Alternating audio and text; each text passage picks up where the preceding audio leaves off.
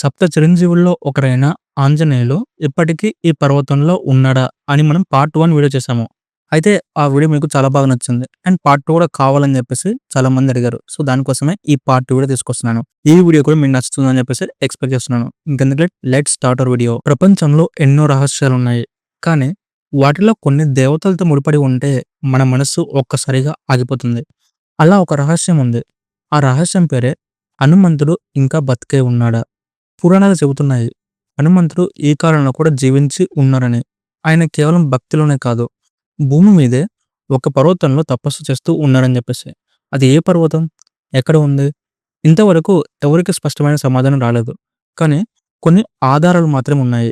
రామాయణంలో చివరి సన్నివేశం గుర్తుందా? రాముడు సీతతో కలిసి అక్షయ పటంలో కలిసిపోతాడు. అప్పుడు హనుమంతుడు ఇలా అడిగాడు, ప్రభూ, నా కర్తవ్యం ఏమిటిప్పుడు అని చెప్పేసి అన్నాడు. రాముడు చిరునవ్వు నవ్వి ఇలా అన్నాడు, హనుమ, నువ్వు చిరంజీవివి. యుగాలు మారినా భక్తులు పిలుస్తూనే ఉంటారు. వారి రక్షణ కోసం నువ్వు ఎప్పటికీ భూమి మీదే ఉంటావు. అప్పటి నుంచే ఒక నమ్మకం మొదలైంది.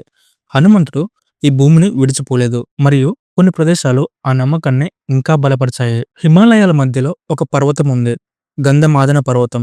ఇది శ్రీలంకలో కూడా ఉందని చెప్పేసి మరికొందరు హిమాచల్ ప్రదేశ్లో ఉందని చెప్పేసి అంటూ ఉంటారు. అయినా ఆ పర్వతం పేరు విన్నప్పుడల్లా ఒక అద్భుతమైన శాంతి మనసును తాకుతుంది. అక్కడ కొందరు సన్యాసులు ఇలా చెప్పారు, ప్రతి రాత్రి పర్వత శిఖరంపై ఒక ప్రకాశం కనపడుతుందని. అది విద్యుత్ కాంతి కాదు, అది గాలి కూడా కాదు, అది దైవ కాంతి అని వారు అంటూ ఉంటారు. కొంతమంది యాత్రికులు ఇలా చెప్పారు, మేము పర్వతం ఎక్కుతున్నప్పుడు ఆచూకీ లేని ఒక గర్జన విన్నాం. ఒక గాలి తుఫాను వచ్చి మమ్మల్ని వెనక్కి నెట్టేసింది. కానీ తర్వాత ఆ పర్వతం పైకి ఎవరు వెళ్ళలేకపోయారు. ఇవన్నీ ఇలా ఉంటే ఒక సన్యాసి కథ మాత్రం బాగా ప్రసిద్ధి చెందింది. తను 1940స్‌లో హిమాలయ యాత్ర చేస్తున్నప్పుడు గంధమాదన పర్వతం వైపు వెళ్ళాడట. అక్కడ ఒక గుహలో ఒక తేజోమయుడు తపస్సులో ఉన్నాడట. తన కళ్ళు మూసి ఉన్న ముఖం చుట్టూ అద్భుతమైన ప్రకాశం.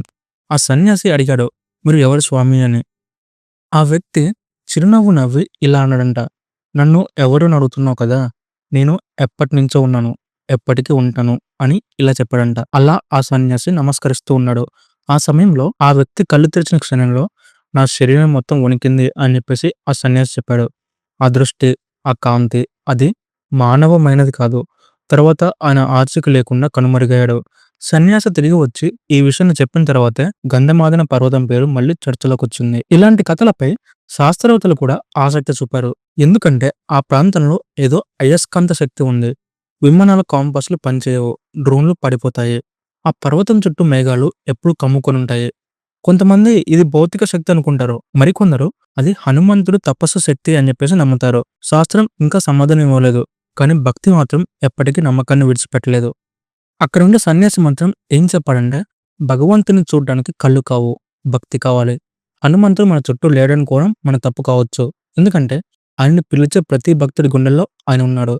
అవసరమైనప్పుడు ఆత్మలాగా, గాలిలాగా, ఆలోచనలాగా హనుమంతుడు మన వద్దకు వస్తాడు, మన రక్షణ కోసం అని అన్నాడు.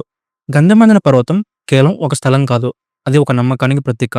మనలోని భక్తి ఎంత నిజమో హనుమంతుడు అంత దగ్గరగా ఉంటాడు. మరి నిజంగానే హనుమంతుడు ఇప్పటికీ జీవిస్తున్నాడనే ఈ కాన్సెప్ట్ ని మీరు నమ్ముతారా, లేక జస్ట్ ఒక మిత్ అని చెప్పేసి కొట్టిపరుస్తారా? మీ ఒపీనియన్ అంటే కింద కామెంట్స్ లో కామెంట్ చేసి చెప్పండి. అండ్ ఇది వాళ్ళ వీడియో. ఈ ఉన్న లైక్స్ అండి. ఇలాంటి మరిన్నో వీడియోస్ కోసం మన ఛానల్ సబ్స్క్రైబ్ చేసుకోండి.